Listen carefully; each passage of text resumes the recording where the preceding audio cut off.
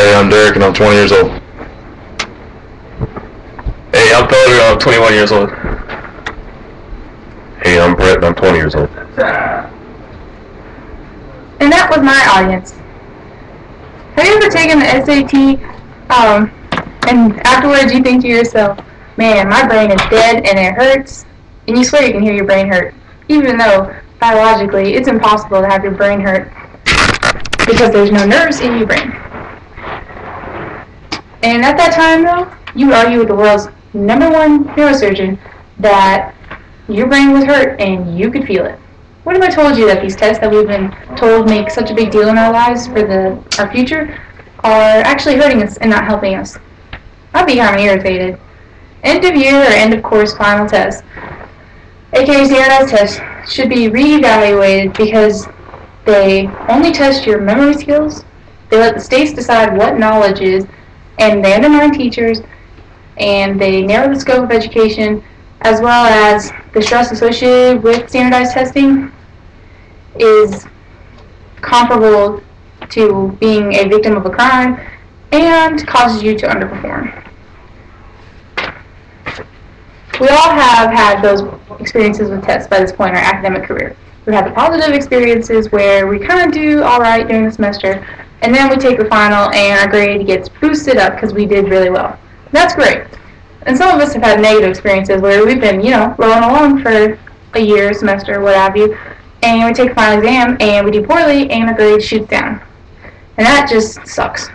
I've been in all those positions. And I've also been taking classes that aren't graded. Well, they're graded, but there's no final exams. And I feel like I have a longer retention of knowledge from those courses than I do from test-based classes. Which is why I feel like the current system should be reevaluated and reformed. The first thing I'd like to talk about are how final exams only test memory, which is an unfair basis because people have different capacities for memory. Second, I'd like to say how states define knowledge, which undermine the teachers and cause the scope of education to be narrowed. And third, the psychological effects of the stress causing you to underperform on tests. Have you ever crammed for a test the night before and then realized 2 or 3 days later you don't know what the test was about, but you did well on the test? That's a common skill used by a lot of students to avoid hours of studying during a semester but still ace tests. Finals test memory skills because people who are naturally smarter know that they're going to get by, and people who aren't naturally more inclined to memory, they don't persist. eNotes.com quotes Bill Ayers, an American elementary education theorist, as saying, standardized testing doesn't measure effort, creativity, imagination, goodwill, good values, and other desirable attributes.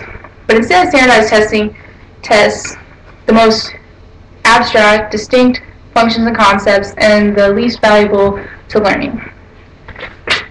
Some students do poorly because they'll initially learn tests well, learn material well, but then have to recall it 3 or 4 months later, and it's hard. I can't tell you what I ate for lunch 3 weeks ago on a Tuesday, but I know I ate lunch. Many states have prepared learning outcomes for each grade, of course, that a student must complete in order to move on to the next, grade or course. And this implies that teachers aren't doing their jobs and that we're learning to teach test. Dave Orful, a high school teacher from Eureka, California, puts his 2 cents in on fairtest.org. He says, by requiring standardized tests, we may assume that teachers are unable or unwilling to teach the information that the state puts forth on the test. And that undermines the teaching, so why would you do a job that's undermined? If teachers are unable to teach the children the information, then we don't need a punitary system to recuperate the loss. Teaching a test may be counterproductive to critical thinking and multiple decision and perspective on reality. Teaching to the test is never good. Have you ever blanked out on a test and been like, oh my gosh, I know the answer, but I can't remember it right now? That happens to a lot. But just think of this. Whenever you have those symptoms of dizziness, heart racing, shortness of breath, you might as well just think of it as a red pen checking errors on your test before you even put your name on it. The anxiety of stress can affect the outcomes of the test. People who are pro standardized testing may say, well, there's a lot of stress in life. And you're just going to have to learn to deal with it. Well, I've never been to the grocery store, buying a box of cereal, have someone come up to me with a gun and say, hey, give me the dimensions of that box. And that's the same kind of symptoms as a fight-or-flight syndrome. So why would we take a test that causes us dizziness, shaking, sweating, that is similar to having a gun put to you? Dr. Joanne Rodriguez performed a test study and found that although there are disagreements and conflicts in test anxiety literature, that there is a broad agreement over the spectrum of specialists that there is a correlation between test anxiety and lower scores, and a linear relationship at that. So why do we carry on a tradition that only hurts us and not helps us?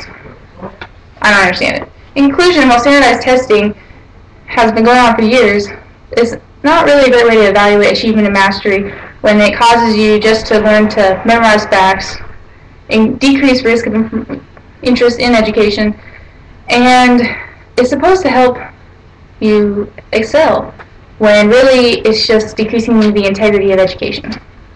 So I'd like you to keep these points in mind, and if you feel compelled to do something about this for future generations, please send letters, say something. A voice can help anything.